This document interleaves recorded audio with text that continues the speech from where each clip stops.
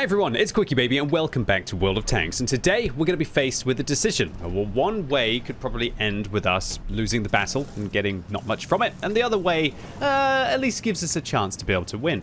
I'm making this video today to hopefully add reinforcement to the argument that it's hard to accept this for a lot of players, but your decisions are what is very largely the outcome in the battle. As you are the only consistent in all of your games, how you play is effectively about whether you are going to win a lot of your battles over a long period and a large number of games or not.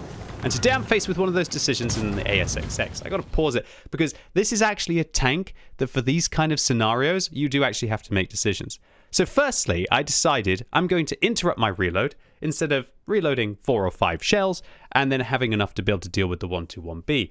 Was that the correct decision? It's what I decided. I decided that I was going to interrupt my reload because the vast majority of players are not going to come and face hug me here. They're going to drive across to go and get safe here. And so my thought process was, okay, if he drives across and I just sit here with 5, it's going to make it harder for when it turns into like a street fight versus a street fight.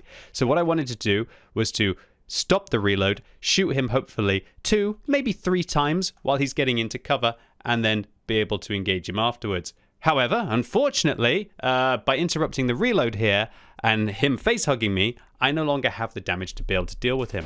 So it's a case of not pushing him backwards, just holding where I am, and then hopefully nailing him a couple of times and then allowing my team to be able to engage him.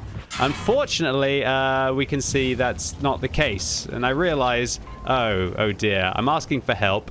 I want him to, I don't want him to I want him to think that I'm pushing him, so he's going to push me a little bit back, and then it's just looking really ugly. I'm in a tier 11 medium tank. I'm down to a one-shot now. My turret is damaged, and I'm thinking to myself, do I even have time to be able to reload the 2 shells to be able to deal with him here? I have to make a decision in the moment. And that decision is, okay, I'm not going to be able to reload 2 shells, so instead I interrupt the reload once again to be able to deliver 1 shell because I knew he was going to be able to reload before I would have had time to get those second shells in, and I just had to hope that one of the 4 tanks up there would be able to deal with him. And by reversing back out, we managed to get him.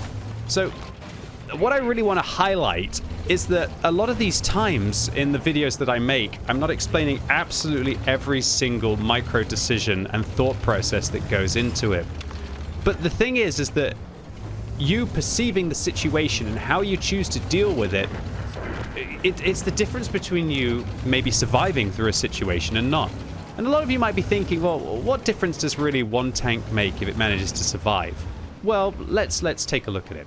We've done 1,772 damage, and let's see how much we do by the end of this game when we're on 200 hit points, and see if really one player in a tank on low hit points, can they really influence the battle that much? Can they really put on a big carry? And let's see what we're up to by the end of this battle.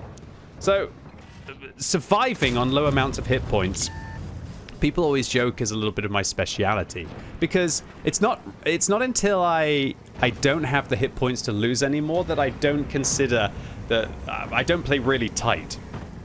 I don't really think about the fact that, oh, if I do this, I'm going to get defeated in this battle. I'm going to die in this battle and no longer be able to influence it. And the longer that you can stay in the game, and thank you for that, Mr. Type 5 Heavy, the longer that you can, thank you for that, Mr. Type 5 Heavy, the longer that you can stay in the game, the more influence you can have, which is why you should try and stay alive for as long as possible. Now, I say that, and I can already imagine that there's a few people out there, out of the tens of thousands that will watch this video, that will be thinking, oh, so QB's saying I have to stay alive for as long as I possibly can at all costs because that's how I'm going to influence the battle. Yes and no. The thing is that you still have to be willing to make plays, and good players will be willing to make risks that they perceive will be worth the reward. One of the worst things that you can do in World of Tanks is never committing to a situation and always hanging back and waiting for your allies either to make the play or just wait for your enemies to drive out in front of you. And while enemies driving out in front of you will happen occasionally, right? And it's a very safe, easy way to be able to get damage inside World of Tanks, is to wait for your enemies to make mistakes. Sometimes you're going to be on these margins of games where your enemies aren't going to make mistakes. You're going to have to force them to make mistakes. And it's your ability to make plays that is going to be able to win the battle, and not just you playing very tight. I think personally, an ultra defensive, like hyper defensive player who is completely risk adverse and never makes plays that the majority of time would probably work out for them, even if it is aggressive and maybe it's a bit of a risk, will probably kind of cap out at about 52 to 55% wins. And a lot of people always ask me, QB, I've got like mid-50s win ratio, how can I get higher? And then I take a look, and their DPGs, their damage per games, are very impressive. The survival ratio is very impressive. And I'm thinking, well, either you're not playing the right tanks, but that's the fallacy of win ratio right there, is that playing the right tanks does help, right? But it's more often the case that players plateau and they're not able to get higher win ratio because they play too defensively and they're not willing to take those risks that can be able to get them the reward. And the difference between the great players and the incredible players are usually the players who are able to perceive whether it is an opportunity or it is a trap, right? That's definitely the most tricky thing. But I don't think anybody gets 60% plus win ratio in World of Tanks without outplaying the majority of the player base in kind of a 1 versus 1 fight. And until you have that confidence to be able to make those outplays, I don't think that you're ever really going to max out your carry potential. I've got a good video on this, which is how many games of World of Tanks can you win, where I thoroughly recommend you go check out the entire video. But the conclusion is that even if you were to go AFK in all of your battles, you'd probably still win 40% of your games. Whereas if you were to play absolutely god tier in the most powerful tank, super set up, sweaty, and you're an incredible player, that you're probably going to find it harder to win 80% of your games solo. For a lot of players, 70 will be kind of like the max when they're full sweating, right? So that is kind of the region of influence, so to say, with regards to your win ratio. You can either get 40% wins if you do practically nothing, and you can get 80% wins if you play perfectly. And that's excluding things like platoons, so on and so forth, because as soon as you platoon with players who are better than the average, you improve your average win ratio. And as soon as you platoon with players who are worse than the average, you're actually dragging your win ratio down than if you had played solo. So right now, we're getting back to base in a close game, and we put in some big mags into the Badger and to the M48, and then by getting back and getting rid of that FV4005, and shout out to the EBR-105 on our team, who we communicated with earlier, letting them know that hurry EBR, we're going to get flanked, and to be fair, they did. They got us that vision. They allowed us to make that breakthrough play. And now we're starting to actually sit on a pretty nice damage total, right? 6,500 damage. Anyone should be happy with that game in a tier 11 vehicle. And we started on what? 217 hit points? I know that because we haven't been hit again. And another kill to our tally. Now up to 7,000 damage. And we've added over 5,000 to our damage total without having taken a hit. Now, did we get lucky that we didn't take a hit? Probably. It was nice that we actually had a scout who spotted for us. But what I'm trying to highlight here is, look at the top of the health bars, okay? Our team's got 2,700 hit points left. If I hadn't made that decision to stop that reload and reverse, and to trust my team to be able to pick up the frag for me there against the 121B, if I tried to reload 2 shells and then stop the reload and then dump them, I would have died. The 121B would have reloaded. And if the 121B had reloaded, would my team be down and out into the garage by now without actually having the hit points to be able to get through? Probably, possibly. I think almost certainly. Because 8,000 damage, if we were to take that, if we were to give that back to the enemy team, I'm pretty sure that amount of hit points and the 4 kills that we picked up here would have been enough to deal the 2,500 hit points that my team had left. And so that one decision that we made and that experience of the vehicle and our experience as a player resulted in us getting pretty much another 6,500 damage in this game. And so I challenge all of you out there who are maybe struggling with your win ratio to consider what you could have done better in the battle. It's the only way to improve as a player. And I guess the really tricky thing is actually being able to perceive where the mistakes were made. A lot of us can get so hung up on, oh, it was our team's fault. A lot of us can get so hung up on thinking that, oh, it was because the enemies did this or did that. But just try and take a step back and consider what went well and what didn't go well for you inside the battle and what adjustments you could make. And sometimes you just chalk it down to a skill issue, right?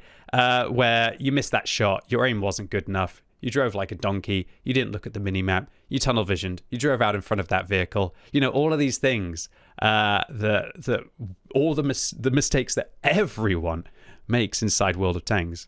But trying to iron out all of those little issues that do prevent you from hopefully going on inside the battle and being able to put out those big carries, that's the only thing that you can really do. And I can already hear in the comments down below, some people are saying, I can't do it with these bad teams. I can't do it with this. I can't do it with these bad players. But guys, I hear you. A week ago, I lost 11 games in a row, including an 11,000 damage game. Pretty brutal stuff.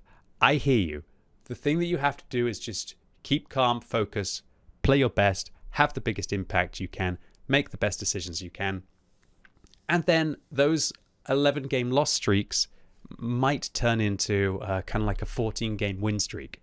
And that's the difference. One thing I would like to highlight is a couple last words I'd like to have. Firstly, it's very easily from human mentality to recognize when things are going wrong and to notice your loss streaks, but to never acknowledge your win streaks. You just brush it on and move on towards the next battle because that's how a lot of us are thinking, right?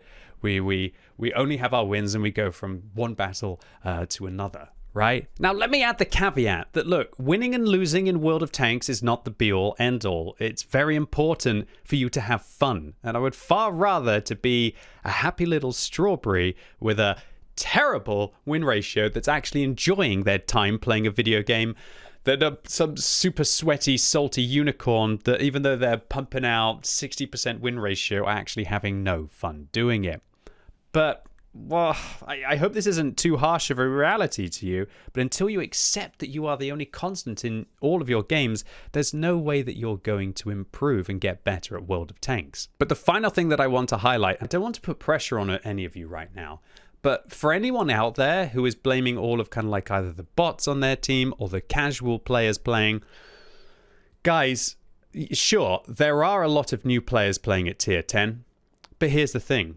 It's just simple statistics. There is one of you, a constant on your team, and then 14 random players versus 15 random players on the enemy team. And your ability to have more impact than that one player that you're matched up against on the enemy team will result in the likelihood of you being able to win the battle. Obviously, outside of all of the other circumstances, and I want to fully acknowledge that probably about 1 in 5 battles are absolutely unwinnable. Irrelevant if you play perfectly, you're an incredible tank, an incredible player playing an incredible tank. But this is the hard truth of the matter, that right now, with more and more casual players playing, it should be the easiest time for you to be able to farm, and it should be the easiest time for you to be able to rack up win ratio.